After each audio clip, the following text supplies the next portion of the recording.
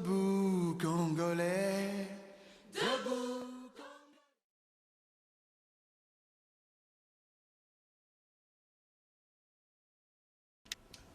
Mbote na bino ati boko landa émission babengi l'heure du Seigneur. Et puis c'est na wabino apote Dani Musumbu na mboka na Londres. Na caméra tout ça na wabiso Timo Provision. Tout ça na cadre d'action Néhémie pour na ko talisa ko conscientiser libota ya peuple congolais ya diaspora pe ba batikali. Bocha matoi bino bokolanda biso mbote na bino bokolanda biso place bokolanda biso en Afrique, en Europe, en Asie, place bino nyo surtout ba congolais bozali na tombeli bino vraiment pourquoi malam pour na pourquoi tongo malam pour na tongo midi malam pour na midi. Que Dieu vous bénisse bolanda biso vraiment malam bandeko lelo to yeli susu lulenga bo meseno ko solana bino vraiment oyo ezali préoccupation na biso na moment lokola oyo. Donc ezali très important vraiment ko tia matoi ata ozaki ko sala mo musala mekana kolanda biso cette fois-ci ko kenembango te na ko critiquer ko kenembango te na ko s'énerver ko kenembango pona ko lobater mais na mayele la sagesse de ce na kat na yo ko discerner ko comprendre le fond. Il y a si j'ai à mater na biso ndenge to koloba.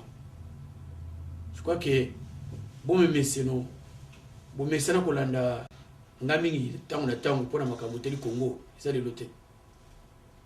Alors allez nous sur la vidéo likambo c'est très important. To tanga on akati mukana ya Nzambe.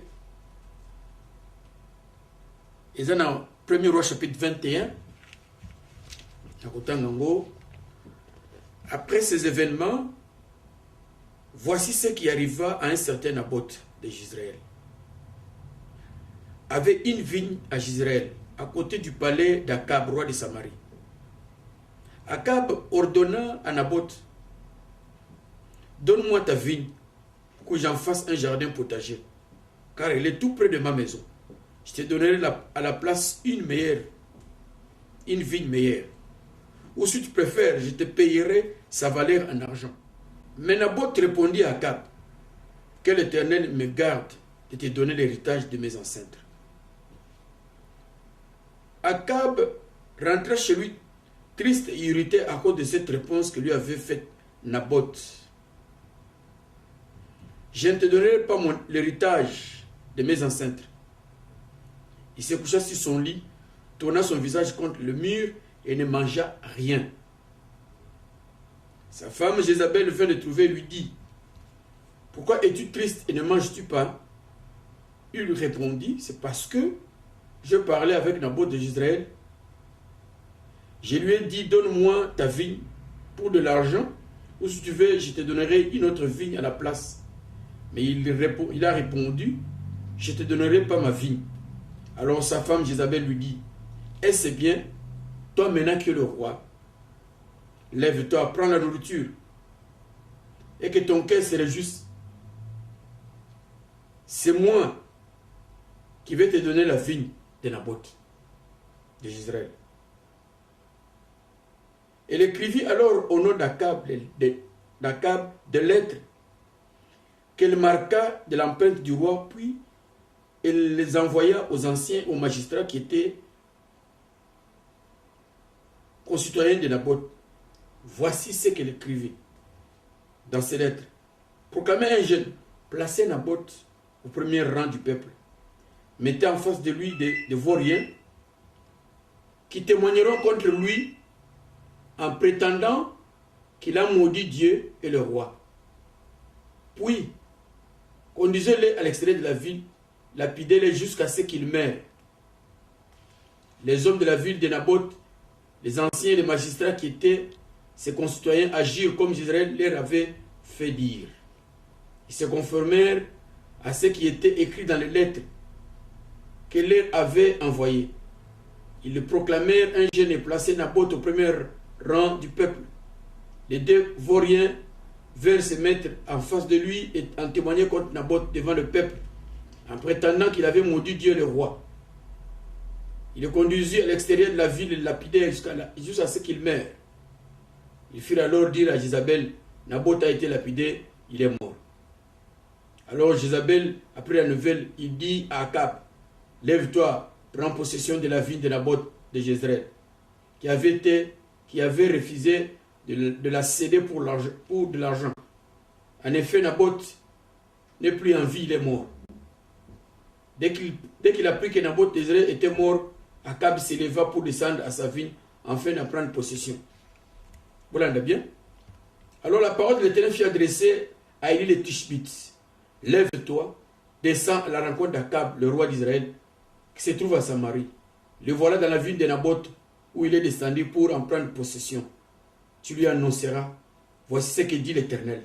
N'est-il pas un assassin, un voleur? Et tu ajouteras, voici ce que dit l'Éternel.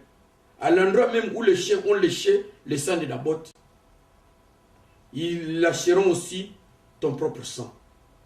Akab dit à Élie, tu m'as donc retrouvé, mon ennemi. Il répondit, je t'ai retrouvé parce que tu étais toi-même vendu pour faire ce qui est mal aux yeux de l'Éternel. Je vais faire venir le malheur sur toi. Je vais te balayer. Je vais exterminer tout homme qui appartient à Akab, qu'il soit esclave ou libre en Israël. Je vais rendre ta famille pareille à celle de Jéroboam, fils de Nebat. Badinga,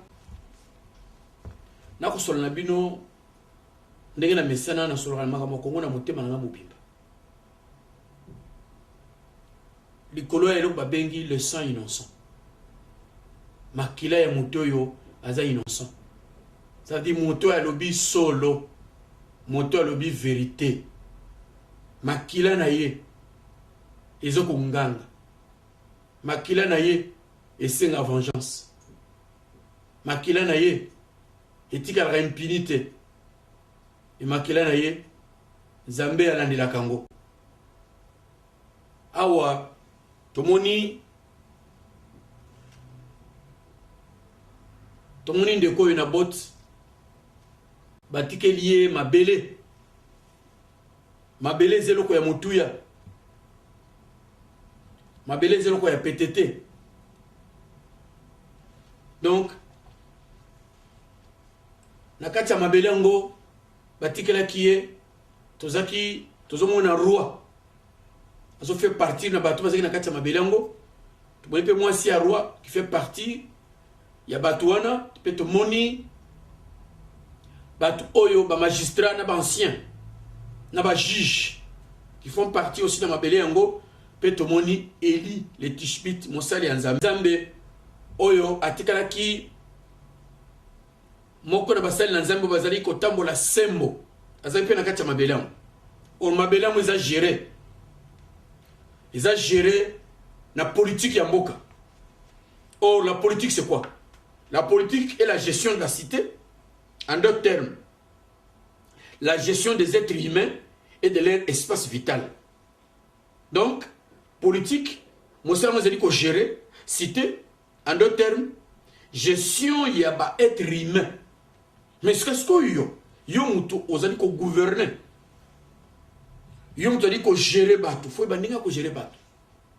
Il s'est avéré que ma belle oyo ezalaki héritage batikelaki mwana mobali oyo. Ndenge lelo Congo eza héritage. Parmi héritage Nzambe asali na mokili. Na yebisaka bino bike mukolo Nzambe aza kosala mokili mobimba wana ezanga na lobi. Eko ironie na ngane ko za les vrais. Mais la vérité. N'engaka na fungolo misukaka. On dirait comme si Nzambe tant azo kosala mokili atelemaki na kati ya na place moko boy. Abwaki ba grande na mesana koloba et ko in Amérique nazi partout et abwaki partout. Là abwaki ba grande wana atikana ba grande na poche na ye asima na ba koto mibale. Abi atuni batuni avana na likolo abi di na tikana biloko be na poche na ngai. Bino momo ebike ngai Nzambe na vana biloko na ba poche te. C'est comme si Jésus a dit mais kaka place aux aliwana papa bois ka place wana sikoyo Nzambe abimisi akoti maboko na poche abois ki ba graine tant abois ki ba graine nzoka nde place à tellement en Afrique place à tellement en Afrique ango à tellement na Congo tango bois qui bagren et ça le scandale yangana lelo scandale to ko vivre wezo pesa batu pasi wezo nyoko la batu wezo ko boma batu we komisi mo kilimo ma contre toute une nation o ba sali bango eloko mo côté peuple ngani a sali bino nini pona bosala bongo alors awa de tout ça ko mona awa molinga mina biso ma belle héritage batikela ki héritage zelo ko sana ngote ma belle zelo ko sana ngote o moni ke mutu azaki tirer na mabele donc ma belle zelo ko mutuya il faut ko yeba ko gérer yango il faut ko ba ko kengela yango il faut ko ba ko batela yango et pour faire ko sunga yango batu bususu bazo bundela mabele na bango pe to moni ba yuda na ba ninga ba mo za en face ba ko bundela mabele chaque jour nous amasala. Alors awa to moni ndeko yo roi telemi envié atiko yaye aza ko envié o mabele ya mutu wana pauvre parce que c'est qui mabele mo ezaki héritage nengole to ko mona ba mboka nyonso tout 23 types ya minéraux dans mabele ya Congo 23 types ya minéraux mais lorsque nous avons reçu le message le 18 1978 na kati église catholique bato balanda biso le saint dit quoi alors que na sa mabele ya Congo na tiba minéraux ndenge na ndenge mipiko na mipiko misusu eba na komo na mote mikolo yo za kuna ekobima ndenge na ndenge o bato zo mona 23 za muke mais ze belé alors baninga mwana mbali akufi likolo mabele mais avant kufa roi za ko envier nene baza ko envier Congo to baninga nzamba alobaki tangu économie ya mokili kozala broke ne kobukana ekokoya bato bakoya na Congo boko pesa bango mais bozona ndenga bien bozela biso ba Congolais tous s'organiser bien comme ça to pesa bino na ndenga bien que bo banda ko boma non banda ko détruire bato non non baninga na ko pesa bino tolé en tant que mutu na nzambe na ko pesa bino tolé en tant que mutu azwa ki message prophétique parmi baninga tozwa message wana bolanda biso na bakisangani na balubumbashi ba mboka nyoso to tina stade Kamanyola place ni tolobité pour la makamboyo et beaucoup comprendre te bandeko alors awa tangu ya zongi aki dessus parce que réponse ya nabote zaki na kopesa yote mabele wana bakoko na batikeli ngai baninga wa na ko bimisa parenthèse mo ezali que soki ezali héritage za bapesi biso to moni ba te bele wa kufili kola mabele wa entre autres to moni de kola biso moloto autiko ba ebele ba kufi pona mabele oyo pona nini yo kondi ma corruption po a roi bisabi ke na pesa yo mabele muso abi non jamais na boyanga les lots boza corrompu na niveau moko kondi maté yo mutozo ni ma corruption vous savez ce que vous faites devant Dieu parmi ma kambo nzamba za kwa yir corruption za na kati te baninga okoko tekate po bilo mo éphémère bilo mo ko koleka nango tu vas payer $2000 va payer $10,000 ata va payer 100,000 ata va payer 2 millions on va na canapé ya kitoko ya cuir jupe ya kitoko ba pine gonflé moteur gonflé ça te dit quoi ça te fait quoi bilo mo nyoso ne koleka kem ondima okaba mboka na yo mais nzambe muto achiba limite ba nation nzambe muto kaboli mabele leli yo vandi ozo ko raisonner te leli yo zola na makambo ozo raisonner te ba musu bandimi ko boma bande ko na bango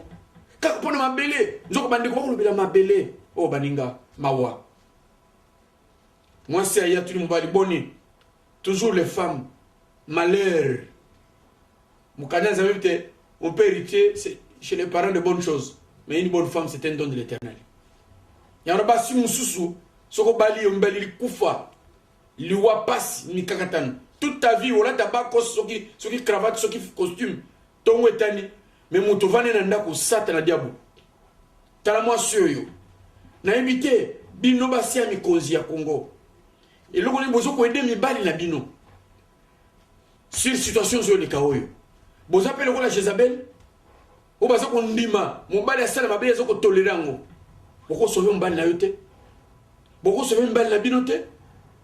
Bino basi ya basali ya Nzambe. Bino basi ya ba magistrat, ba avocat. Basi na biso. Où êtes-vous?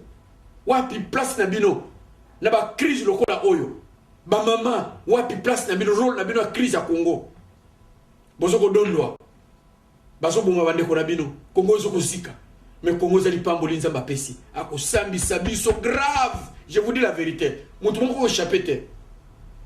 Tout ce peu là, mais ça éphémère, ça va passer. Bah on a 6. Bah les cas, azaki riche par les riche. Bah tout musu to tanga kombote. Bah les cas est belé, bah kufa. Donc, use otika l'éternel tina mokili. Pour qu'on subit sa batuyon surtout. Donc awa, yangona baninga. Ce que Dieu demande à ceux qui gouvernent, ce sont des gouverneurs. Nzamba zo senga nini pona bino at beaucoup gouverner.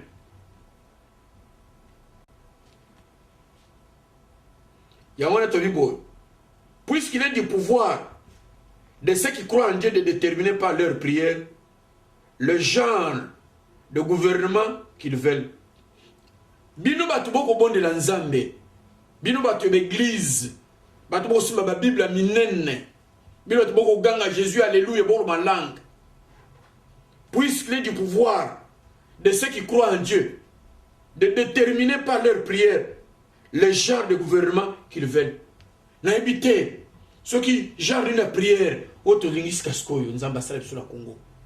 Mais bote ko que le pouvoir qui vient est un pouvoir divin. Il y a solo na message qui mbango solo baki yango. Et bino baki mangiste bon la vérité. Biso tana ba livre news to kotanga. Togana terriver na Belgique to tanga mikanda nyoso tout. Boko sater boko sa libo maté. Bo vandi ni bon la vérité. Besoin de déterminer, besoin de m'accompagner pour éclairer le peuple en Zambie. Le peuple a souffrir, le peuple a comment on a passé. Besoin de déterminer le message prophétique. Il y a Tatawana, Bovanigné, pour le comme côté.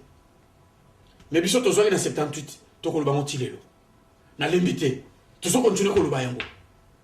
Bah te belé en Amérique, ne peut pas t'envoyer un message na France, ne peut pas t'envoyer un message pour le Congo. Ne pas te belé. Mais où est-ce que Bino qui magiste? Où êtes-vous? Bon, c'est beau. C'est que Dieu avait dit à Kimbangu. Alors, Baninga, quel genre il y a gouvernement autolingi? Biso to prière. Parce que biso na nzambe ne to koyokana. Nzambe to lingi boy. Mais ce qui est lelo et comme autre chose, c'est parce que bon nzambe est sili na kat na biso bani ya Congo. Bon di melangai frère Ronald Lubaka. Bon di melangai. Ma on a besoin solo. Bon nzambe kimi. Il est important de savoir, pour quel genre de gouvernement nous devons prier. C'est très important. Quel genre de prière faut-il demander? Quelles sont les exigences principales de Dieu envers ceux qui gouvernent? L'exigence en Zambé.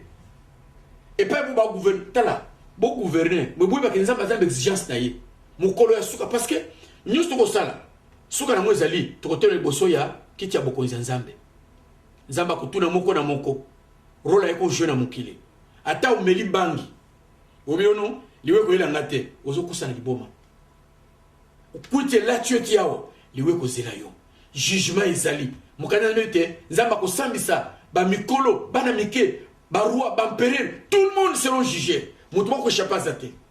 Liana yo, melana yo, sepelana yo, boma na yo, c'est tout ce que tu peux faire. Mais sache que un jour, Dieu va t'appeler en jugement. Et ça serait très catastrophique ce jour-là. La réponse à cette question, quel genre d'exigence en Zambie? Réponse est Ali. Dans le Canada, Samuel chapitre 23, 2 à 4. Ici, il y a deux principes pour ceux qui gouvernent. Principe, il y a des principes baninga batei biso asali nzambe kolia kaka lipa kaka te mais yebisa moto yo azokamba yebisa ye vérité yebisa solo tala moto azibisa la vérité ndalingi bino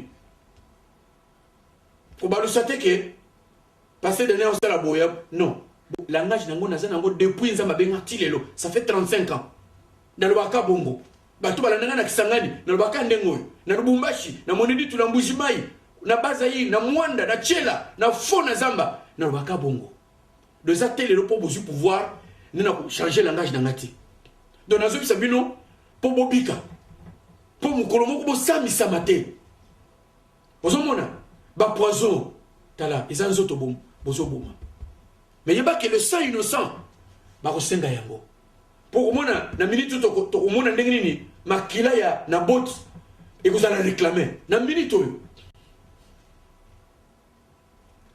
babi boye celui qui gouverne doit régner, il doit être juste principal boss yami balé régner dans la crainte de Dieu.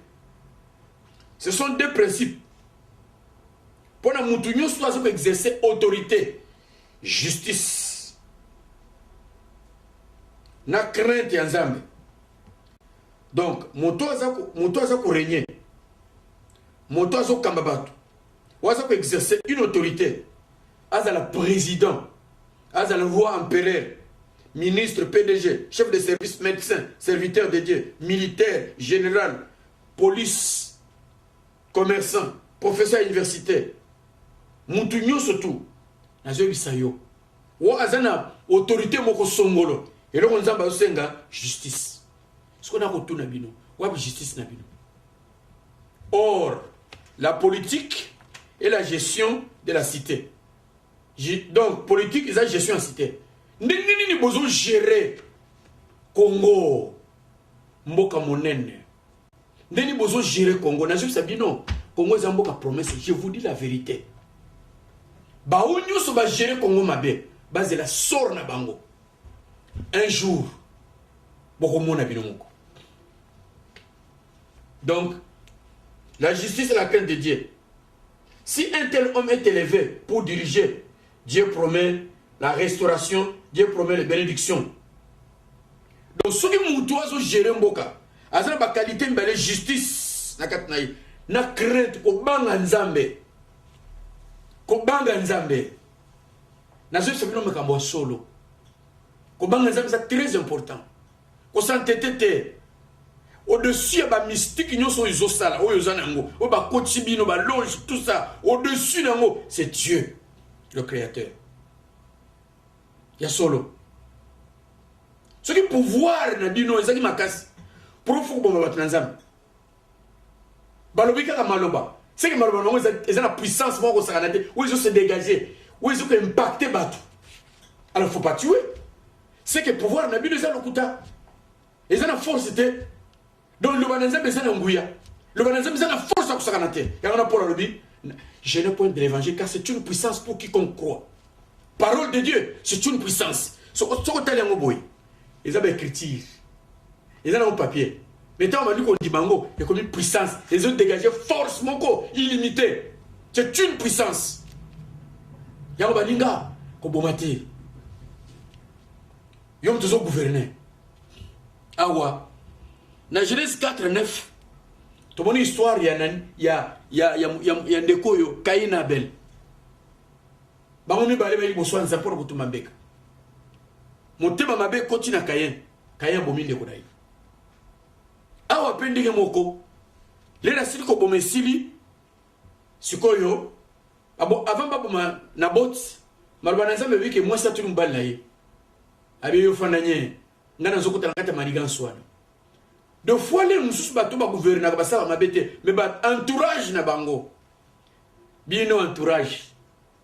Ya bato ba okamba mboka ya Congo. Tala peuple congolais di bino peuple congolais afashaka mbala moko. Son jour afashaka ezaka grave, ezaka dégâts. Ozomona, pouvoir en place obino bokutaki. Avant mususu ya feu. Après bané belé, mais jour ba sanzaki, jour ba boyaki, ezaki grave catastrophe.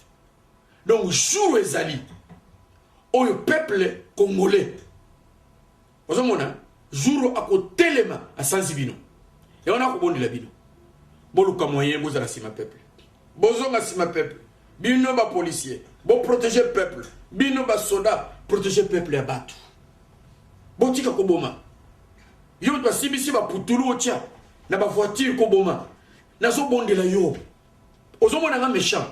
peut-être mosala na osala est très important pona ko aider yo obi manakacha makambwana po lobby maboko na ezala polele ozala innocent nde peut-être mosala na osala pona yo mais vous comprenez ngate vous mona ko muto liboma na sa muto liboma te je suis pas un fou je suis un homme de Dieu na za éclairé pour la personne makambo yo bandana banduko personne makambo yo ça fait longtemps na yebisela bino na kata stade bozo bango lisusu na 2000 bozo se rappelle lisusu na 2001 na palais du peuple na palais du peuple 2 fois na yebisela makambo ba division na kata mene ko bota kufa conséquence à crise na talisi bino le rôle de l'église en temps de crise bosani yango lelo tozawapi lelo bato bazoboma bato baza bateki za banani soi-disant les hommes de Dieu pona nini boko fixa nzambe boyi pona boko cholisa nzambe boyi les leçons bato bakondima nzambe te eza cause nango ezali biso basali ya nzambe baitoki kosunga bato baza na pouvoir to aider bango batelema to aider bango basala la justice basala la crainte ya nzambe pour te bénédiction ya likolo ya mboka parce que soki mutu un gouvernant celui qui gouverne abandi kotangisa makila c'est une malédiction sur ce pays là alors ozomona à cause na bino boke de butu pona ko flatter pona ko loba makambo omoni mutu azoloba wana so to tieka poussière c'est akufina ye mais so bomi ko zoni si bana ko boma na bot moi ça komi mukanda biso mbana bi kuvandanya akosele makambo bocheli boso bolwa kino afingi roi pe afingi nzambe bindo bato yoboza na kata gouvernement tamba peso 1 million poni no zolo ba sembo tena munoko na yo kazarema na ba biloko nyo surtout na ba ministre zo landa ba komi makambo ba poison poni bozo de mentir yango omoni soko zo de mentir ezo maka yo sali mabe de préférence vandalien justice est comme on solo nzambe comme on et le mot aussi que l'impunité moni makila mususu etangi elobaka na yango makila oyo egoloba komi tukisate yo vananye so ba conseil ko ba tono ba ndeko ba ko so ba kambo asa akufina te biso to tuni yo te to tika nzambe akata makamu na ye to tika nzambe ko ba trote ko mi semblable na moi siona le côté les kaki minga ko si mobile na ye bino bozo ko sa moto zo kamba yo moto zo kamba zo mate ba zo ko sa e makila ba tuzu ba ksema na mutu na yo uzana no mwana muke uza jeune vraiment na zo bondela yo na bondeli yo na kombo na Yesu Masia taw na ki na 2000 uzaki mwana muke musala kati stade ozo se rappeler que ba soda no ba kengela biso mukolo yango oui makambo na ba kezali solo passer derrière ba makambo yo tala bosunga ndeko bosunga ye vraiment abima na kati ya bozo ba oyo ngaso na zayo papa na kangisaki na ngai na kena ngai na kimia na tiki bato désordre comme ça so ba otia na désordre na bango peuple a kolanda bango bakona makamna bango kokota na bozo na bango te bimana yo sili peut-être tano ese koki bimana yo ngana ko leli soka mutu nzambe na bolingo nyonso tu na biteke na ko leli soka motema be na bolingo ya nzambe na bibima c'est fini mosalo ya kosala ya kokinango donc c'est une leçon et pas ba congolais boye ba kana mutu na binoke tango nyuso boko yokana te nzamba kotinda bino batu ba sakana l'esprit na bino batu ba ko sakana bino to ba ko sakana bino une grande armée réputée en Afrique lelo vous êtes où bino to za kotinda bino terreur en Afrique lelo vous êtes où à cause ya masum à cause ya mabe koti à cause ya mitema mabe à cause ya kindoki à cause ya moyibi à cause ya lokoso bozoko to sanzambe te Kongo ezali mboka bilaka ezali mboka ba promesse ya nzambe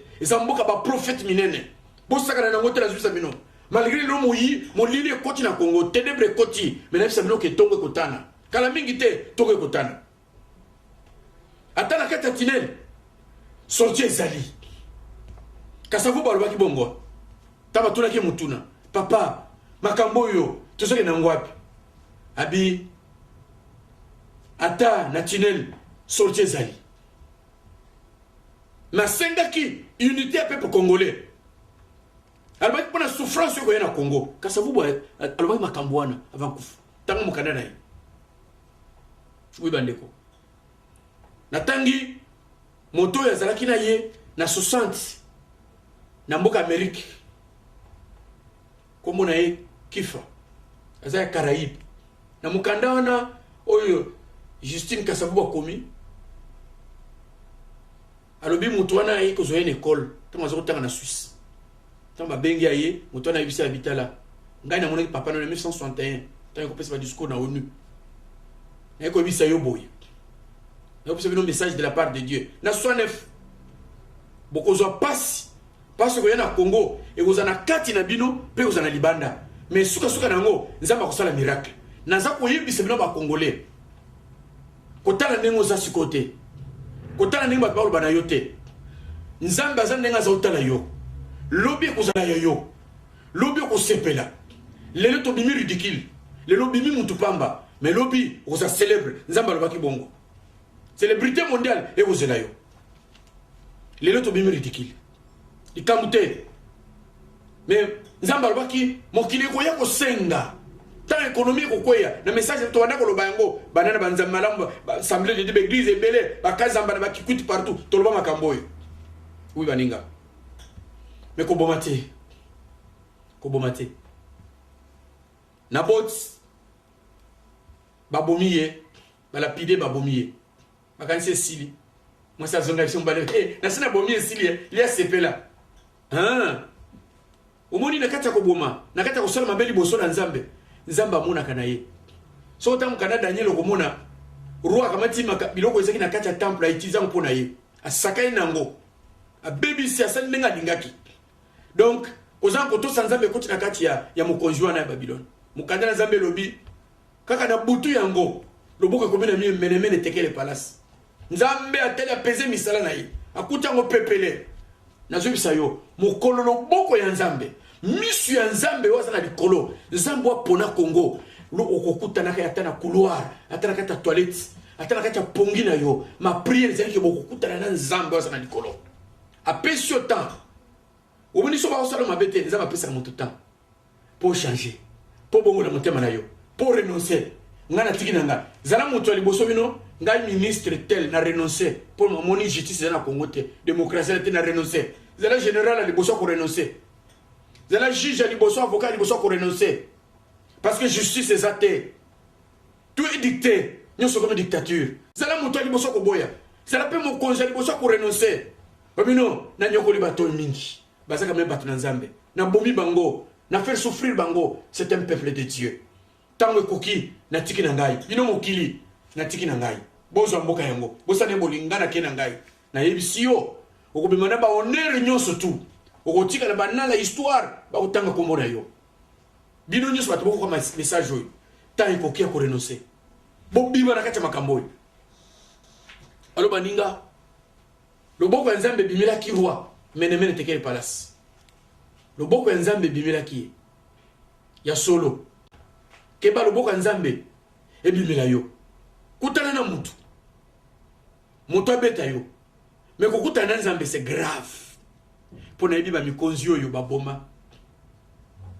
bokasa empereur ya Berengo ase proclame ye moko amitie ye moko empereur c'était grave mpo na ye asetuve na kati ya prison malheureux mendiant akufi pauvre abongoli motema ye kutu akufi abongoli motema akomoteya na prison oyebi soro na yo okoteya na bana mike yo nazoyebisa yo obanda koloba oganga eloko yo kosala yo moto ozokosa lokuta pembeni ya mikonzi yo okoyambola kosenga kolibisi toyebi ke ozoflate na yo okoya na kana na biso atoloba solo kala mingi te okoya na kana na biso bino nyonso bato bokolanda biso boyebi ke makambo toloba eza solo bokoya na kana oyo alo baninga c'est grave baninga tona besoin komona justice oyebi ke nakotangela yo eloko moko awa c'est très important Martin Luther King alobi boy pasteur oyo activiste monene rien n'est plus diabolique que de vouloir délibérément détruire chez un être humain son désir d'être un homme libre et de le priver de ses droits qui constituent sa véritable aisance. Voilà Luther King tozoloba et loko moko diabolique te ya koluka ko détruire et pas ina moto désir ya kozala libre ko priver ba droit na ye.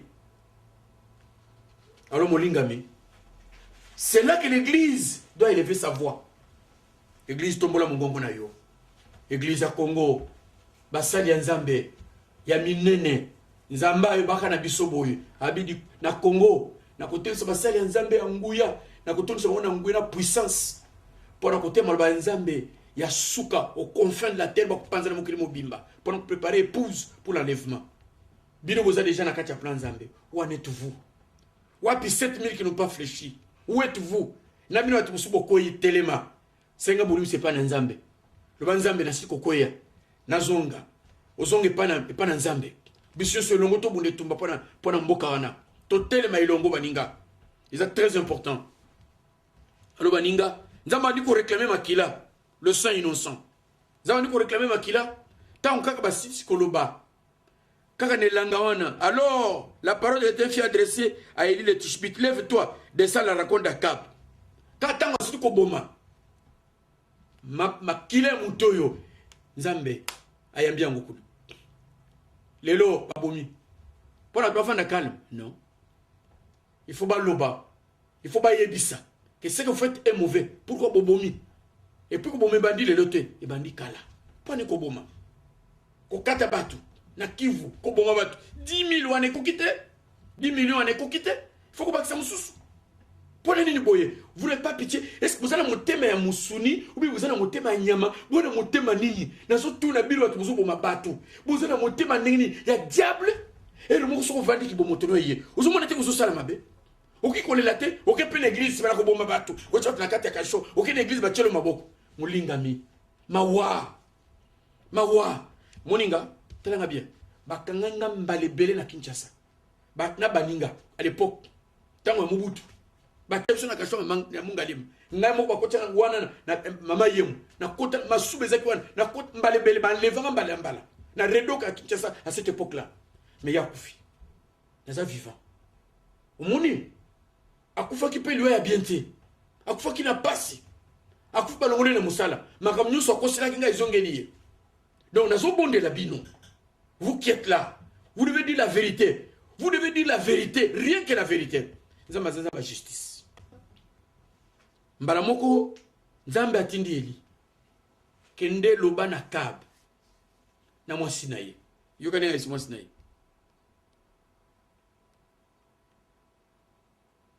tala ye na kati ya bilanga na bote tu lui annonceras voici ce que dit l'Éternel n'es-tu pas un assassin un voleur et tu ajouteras voici ce que dit l'Éternel l'endroit même où les chiens ont léché le sang de Naboth ils lécheront aussi ton propre sang.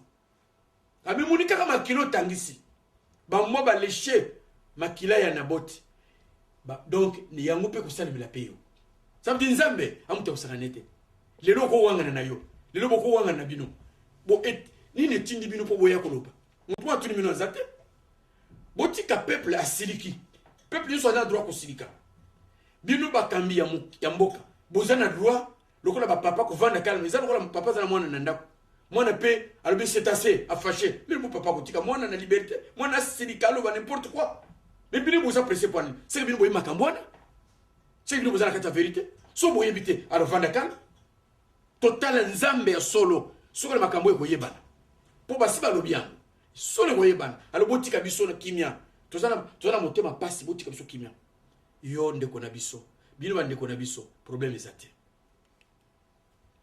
alors baninga Galates 6, 7 à l'objet, ne vous y trompez pas, on ne se moque pas de Dieu. Ce que nous aura semé, il le récoltera. Aussi, si vous semez la mort, vous allez aussi récolter la mort. Donc, na yebisi yoke, on y sozo semé, vous récoltez. Okobuka yango. Oui, molingami. Nasa ko bisa que il faut Botam la justice. Parce que Awa, le boy, il y a 6 choses qui est l'éternel. Et même 7 dont il a horreur. Les yeux hautains, la langue menteuse, les mains qui versent le sang innocent, le cœur qui médite, les projets injustes. Baninga. Les pieds qui se dépêchent de courir au mal. Les faux témoins qui disent les mensonges. celui qui provoque des conflits entre frères. Moni makamboy. Bino batuboza kuna. Na bino batuboza na diaspora. Oboza na kati makamboyo. Na koyebisa bino. Nzambe waza na likolo. Oyebi ata bobomi. Mais moli bo tupoko bo mangote. Moli bo tupoko bo mangote. Bo préparer pour toi que nous vendre na kimia. Mais ce que sort ya bilo tubomi. Bible na biso Bible biboy. Malheur koya. Mais na muto par lequel malheur wane ye. Malheur koya. Judas, il a fallu Jésus. Mais malheur n'a pas lequel Satan a côté qui n'a qu'à Judas. Il a fallu Moloto Akoufa. Mais malheur n'a monté par lequel l'oué Moloto yé. Bible Bibongo. Malheur, je vous dis et je répète. Malheur n'a bino. Ma belle, l'oué côté n'a qu'à Mboka Congo, l'icolo n'a bino. Sort n'a bino zali. Zamba ebi qui m'a kota. Biso toloba qui a depuis kala. Parce que na Congo mi kakatane koya. Mais malheur na batoyo, na nzela na bango, souffrance nyo sone koya. Boko futa yango. Baninga, nazo sabino que acte international relatif aux droits civils et politiques adopté le 16 décembre 1966, c'est le Bible. Préambule, troisième partie. Article 6. Moto. Azana droit, il y a vie. Le droit à la vie est nécessaire à la personne humaine. Ce droit doit être protégé par la loi. Nul ne peut être privé de la vie. Boni boni boko privé vie na bango. Mais awa na décembre 66 loi ezaki voté na ONU. Balobi na biso boy. Le droit à la vie est nécessaire. Droit à la vie est nécessaire à la personne humaine. Mais 10 millions. Bato boko détruire. Baso boko boma. Baso boko violer. Mawa. Article 7 le biboy. Nul ne sera soumis à la torture ni à des peines ou traitements cruels, inhumains. En dégradant, en particulier, il est interdit de soumettre une personne sans son libre consentement à une expérience médicale ou scientifique.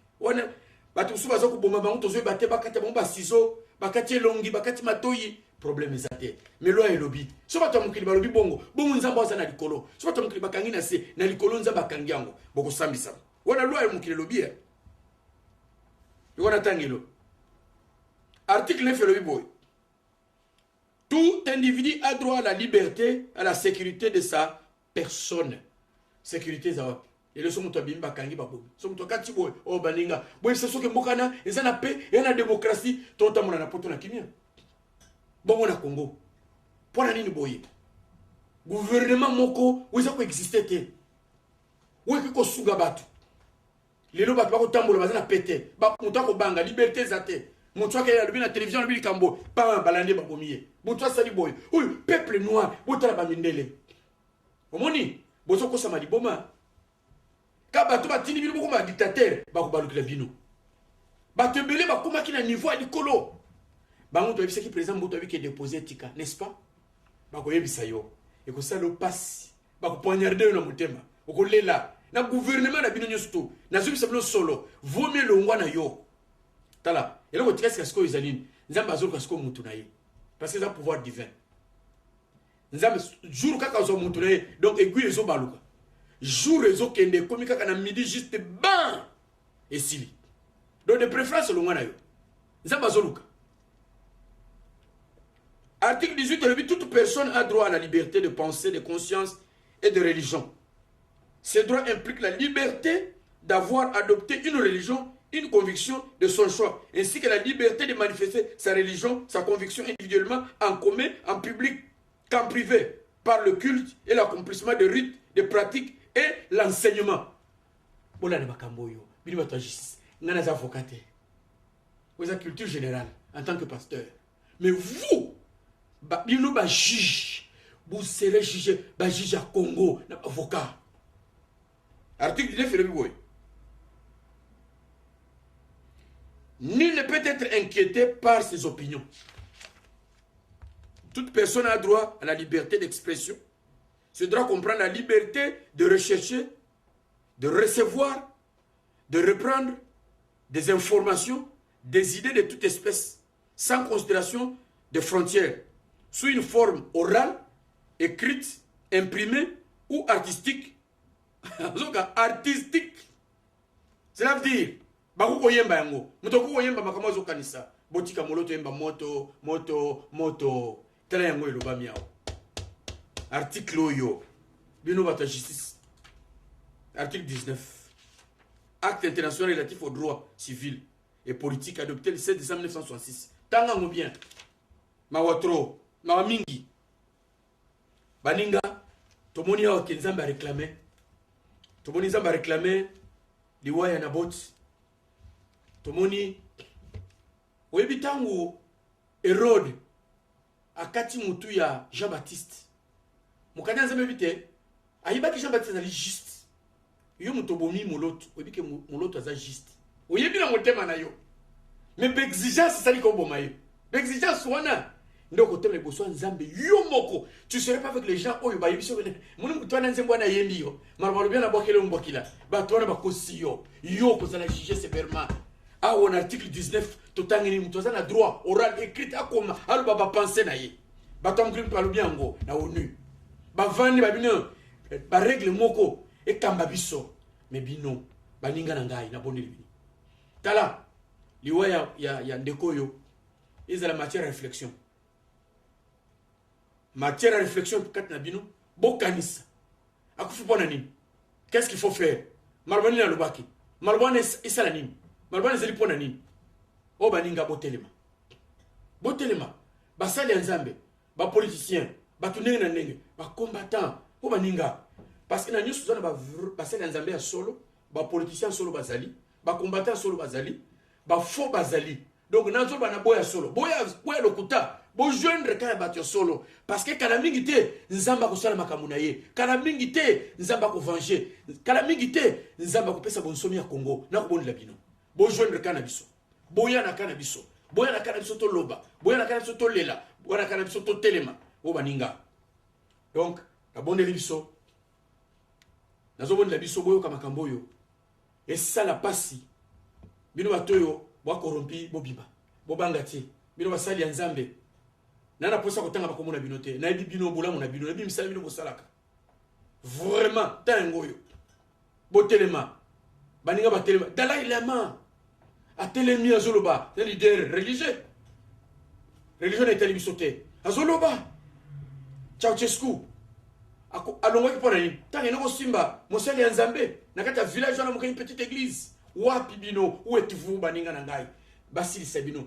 Obi kezana batu so simika onction na yende shit na yo. Oya muloto za mususu. Mais ezana mususu batikali, jour ka osimba ye, nde jour olongo na yo. Na biso ba mosolo. Il y a des choses insimbables, intouchables. Donc, ce qu'on simbiye, au bébé d'ailleurs. Donc, on a bon de le stopper. Le Kanzambe, Zonge Panzambe, Yambola, Toubela, quel n'était pas cardinal. Cardinal n'a pas de gaming. Monsengo, quel est le Toubela Kuna? Ce qui était, quel n'était pas pasteur, autre bien à Moka Nabisouana, quel est le Yambola, au Bominingi, Bino Batiosto, bon, nous ça Toubela. Bon, ça la cure d'Ambobika, pas bon de la pona Bino. Boko zwa kimia boko la pongi na kombo na Yesu Masia na makambi boko sala boko la pongi te boko na komona elongi ya moloto partout place bokata boko la pongi na couverture finika boko la pongi te moto ya nzambe okita bilo place bozali place boza moto ya nzambe ekokitela bilo place bozali na place yesu boko sangana pour sala ba complot boko mona keke elongi na ye na boma ya ba tungulu na bo nyoso ekobimela bino na sio solo likambo solo bino kaka nzambe osana likolo kaka nzambo to kusambela kaka nzambo alobaki aponi Congo lo baza nzambe te alors nazo bonde la bino bo comprendre makambo yo na bien na motema na ngambo pimba na kati émotion bo kanisa liwande koyo interpeller balangwa nzembo ya musique balangwa nzembo ya musique nzambe balangwa nzembo bato ba théâtre ba pasteur ba sali nzambe ba politicien papa Ngwanda oza wapi papa Tshisekedi oza wapi bato nyoso basaka politique na mboka wana où êtes-vous baninga totelema cardinal to na posa na yo merci kola pambola bino pola na makambo yo kimya na nzambe za likolo na bino amen.